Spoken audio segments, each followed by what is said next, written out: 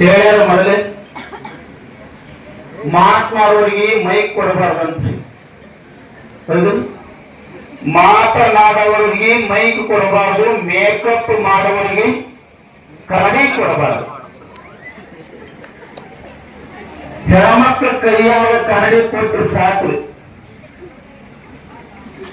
ಅದು ಮುಖ ನೋಡಿ ನೋಡಿ ಕನ್ನಡಿನೇ ಸೌದು ಹೋಗ್ತದೆ. ಮನೆಗೆ ಹಿರಿಮಗನಾಗಬಾರ್ದಂತ. ಬೇಡಿದವರಿಗೆ ಬೇಡಿದನ್ನ ಕೊಟ್ಟ ಕಲ್ಪ ವೃಕ್ಷವಾದ ಶ್ರೀ ಸುಗುಣೇಶ್ವರ ಹಾಗೂ ಗುರುಲಿಂಗೇಶ್ವರ ಶಿವಾಚಾರ್ಯ ಮಹಾಸ್ವಾಮಿಗಳವರ ಕರ್ತೃಗತಿ ಭಕ್ತಿಯಿಂದ ತೊಡಮಟ್ಟು ಆರಾಧ್ಯ ಗುರುಗಳು, ಲಿಂಗಾನುಷ್ಠಾನ ಮೂರ್ತಿಗಳು,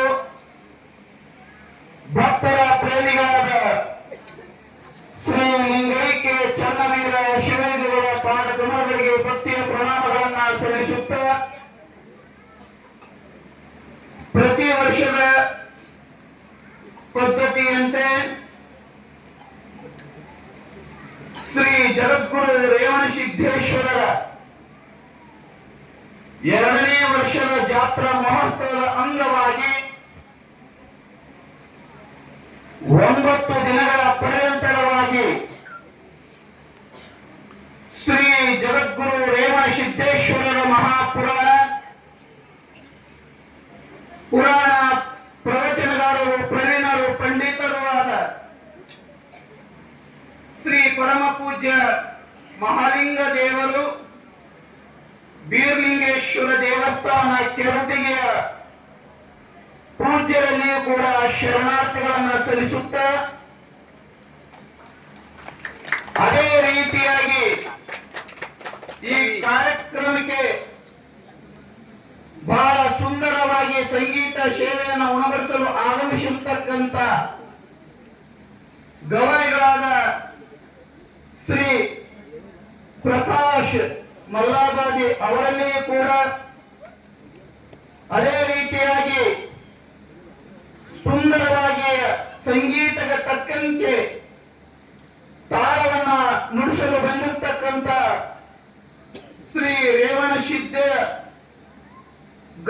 ಗವಾಯಿಗಳು ಶಿಂದಗಿ ಅವರಲ್ಲಿಯೂ ಕೂಡ ವೇದಿಕೆಯ ಮೇಲೆ ಆಸೀನರಾದ ನಗನೂರಿನ ಕಂಡಪ್ಪ ತಾತ್ನವರಲ್ಲಿ, ಅದೇ ರೀತಿಯಾಗಿ ಶ್ರೀ ರೇವಣಸಿದ್ದೇಶ್ವರರ ಮೂರ್ತಿಯ ಪೂಜೆಯನ್ನ ಮಾಡಿರುವ ನಮ್ಮ ಕಾಡಮಿಗೇರಿಯ ಒಡೆಯರಾದ ಮಲ್ಲಯ್ಯ ಪೂಜ್ಯರಲ್ಲಿ, ಅದೇ ರೀತಿಯಾಗಿ ನಮ್ಮ ಶಿವಲಿಂಗಯ್ಯ ಪೂಜ್ಯರಲ್ಲಿ ಮತ್ತು ಶ್ರೀ ದೇವಿಯ ಮಠದ ಪೂಜ್ಯರಾದ ಮಲ್ಲಯ್ಯ ತಾತ್ನವರಲ್ಲಿ ಹಾಗೂ ಪುರಾಣಕ್ಕೆ ಅವರ ನಂದಿಯವರಲ್ಲಿ ಮತ್ತು ಕಿರದಳ್ಳಿ ಸುತ್ತಮುತ್ತಲಿನ ಗ್ರಾಮದ ಸಕಲ ಸದ್ಭಕ್ತರೇ, ತಾಯಂದಿರೇ, ಮುದ್ದು ಮಕ್ಕಳೇ,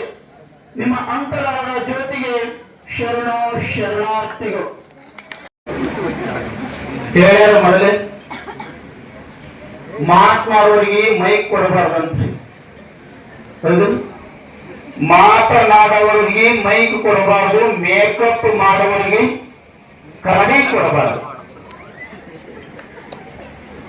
ಹೆಣ್ಮಕ್ಳ ಕೈಯಾಗ ಕನ್ನಡಿ ಕೊಟ್ಟರೆ ಸಾಕು, ಅದು ಮುಖ ನೋಡಿ ನೋಡಿ ಕನ್ನಡಿನೇ ಸೌದು ಹೋಗ್ತದೆ. ಮನೆಗೆ ಹಿರಿಮಗನಾಗಬಾರ್ದಂತ. ಮನೆಗೆ ಹಿರಿಮಗನಾಗಬಾರ್ದು, ಕೊನೆಗೆ ಭಾಷಣಕಾರನಾಗಬಾರ್ದು. ಯಾಕಂದ್ರೆ ಮಗನಿಗೆ ಹಿರಿಮಗನಾಗಬಾರ್ದು ಅಂತಂದ್ರೆ ಮನೆಯಲ್ಲಿ ಎಲ್ಲಾ ಜವಾಬ್ದಾರಿ ಹಿರಿಮಗನಿಗೆ ಕೊಡ್ತಾರೆ. ಕೊನೆ ಭಾಷಣಕಾರನ ಯಾಕೆ ಆಗಬಾರ್ದು ಅಂತಂದ್ರೆ ನಾವು ಇವತ್ತಿನ ದಿನ ಏನೇನು ಹೇಳಿರ್ತಾರೆ ಅದರ ಅರ್ಥವನ್ನ ನಿಮಗೆ ನೀಡಬೇಕಾಗ್ತದೆ. ಅದಕ್ಕೆ ಕೊನೆಗೆ ಭಾಷಣಕಾರನ ಆಗಬಾರ್ದು. ಯಾಕಂದ್ರೆ ಎರಡು ಮಾತನಾಡನ ಎದ್ದು ಓಡೋಗ್ಲಕ್ ಶುರು ಮಾಡ್ತಾರೆ. ನೋಡ್ರಿ ನೀವು ಬೇಕಾದ್ರೆ ವೇದಿಕೆ ಮ್ಯಾಲ ರಾಜಕಾರಣಿಗಳನ್ನ ಕರೆಸಿಬಿಟ್ರು ಎದ್ದು ಹೋಗದೆ ಹೋಗು. ಅವ್ರಿಗೂ ಸ್ವಾಮಿಗಳು ಎದ್ದು ಹೋಗಕ್ ಶುರು ಮಾಡ್ತಾರೆ. ಕೈ ವೇದಿಕೆನೇ ಖಾಲಿ ಆಗಿಬಿಡ್ತಾವೆ. ವೇದಿಕೆ ಖಾಲಿ ಆಯ್ತಪ್ಪ ಮಾತು ಯಾರು ಆಡ್ಬೇಕು ನಾವು. ಒಂದೊಂದು ಸಂದರ್ಭವಾಗಿ ಈಗ ಆಗಿ ಹೋಗಿಬಿಟ್ಟಾವ. ಅದಕ್ಕಾಗಿ ನಮ್ಮ ಕಿರ್ಗಳಿ ಗ್ರಾಮದಲ್ಲಿ ಬಹಳ ಭಕ್ತಿವಂತರು ನೀವೆಲ್ಲರೂ ಕೂಡ. ಎಷ್ಟು ಶ್ರದ್ಧೆಯಿಂದ ಎಷ್ಟು ನಿಷ್ಠೆಯಿಂದ ರಾತ್ರಿ ಆದರೂ ಕೂಡ ಮನೆಯಾಗ ಏನೇ ಕಳುವಾದ್ರೂ ಪರವಾಗಿಲ್ಲ, ಆದ್ರೂ ಪುರಾಣ ಪುಣ್ಯಕಥೆಗಳು ಕೇಳ್ತಿರಲ್ಲ. ನೀವೆಲ್ಲರೂ ಕೂಡ ಭಾಗ್ಯವಂತರು ಭಾಗ್ಯವಂತರು ಅಂತ ನಾವು ಹೇಳಬೇಕಾಗ್ತದೆ. ಭಾಗ್ಯವಂತರು ನೀವು, ಸೌಭಾಗ್ಯವಂತರು ನೀವು. ಮನ್ಯಾಗ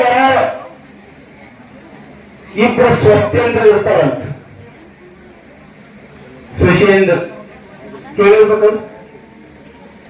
ಅವ್ರು ಬಹಳ ಭಕ್ತಿವಂತರು. ಅತ್ತಿ ಮಾವನ ಮ್ಯಾಲ ಅತ್ಯಂತ ಭಕ್ತಿವಂತರು. ಒಂದು ಸಾರಿ ಒಂದು ಗ್ರಾಮದಾಗ ಪುರಾಣ ನಡೆದಿತ್ತು.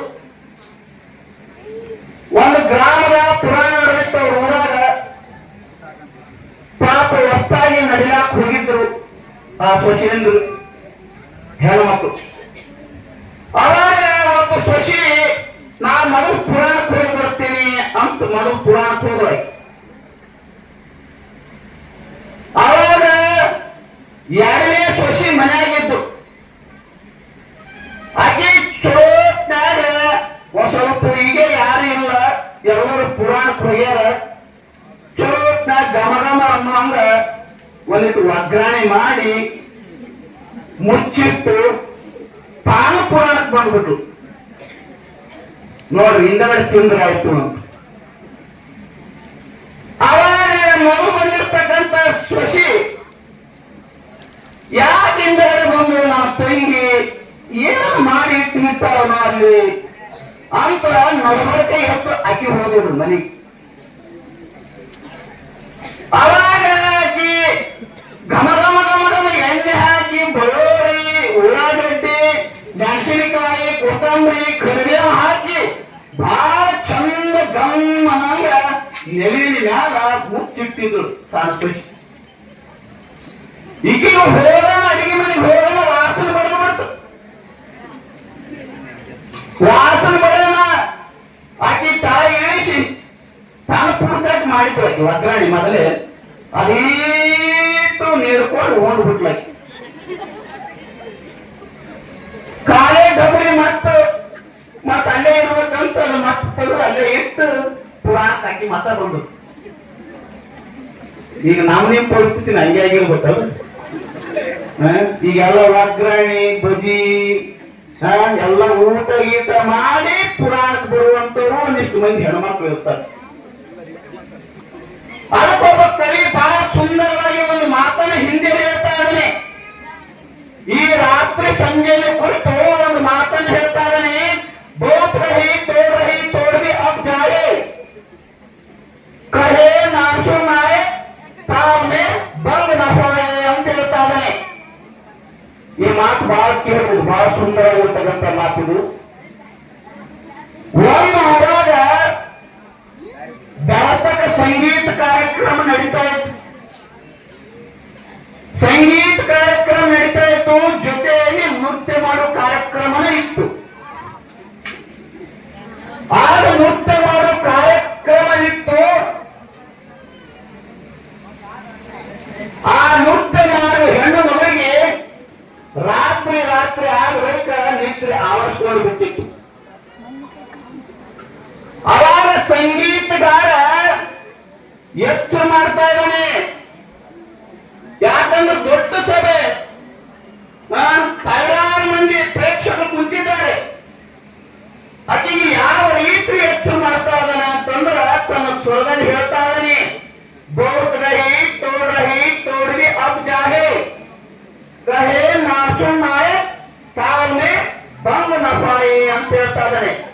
ಇದ್ರ ಅರ್ಥ ನೀವು ಏನಂತ ತಿಳ್ಕೊಬೇಕಂದ್ರೆ ರಾತ್ರಿ ಆಗ್ತಾ ಐತಿ, ಇನ್ನೂ ಕೂಡ ಸ್ವಲ್ಪ ರಾತ್ರಿ ಉಳ್ಕೊಂಡೈತಿ, ನಮ್ಮ ಕಾರ್ಯಕ್ರಮ ಮುಗಿತೈತಿ, ನೀನು ನಿದ್ದೆ ಮಾಡಬೇಡ ಅಂತ ಆ ಸಂಗೀತಗಾರ ಆ ನೃತ್ಯ ಮಾಡುವ ಹೆಣ್ಣು ಮಗಳಿಗೆ ಆ ಸಂಗೀತ ಸ್ವರದಲ್ಲಿ ಎಚ್ಚರವನ್ನ ಮಾಡಿದ.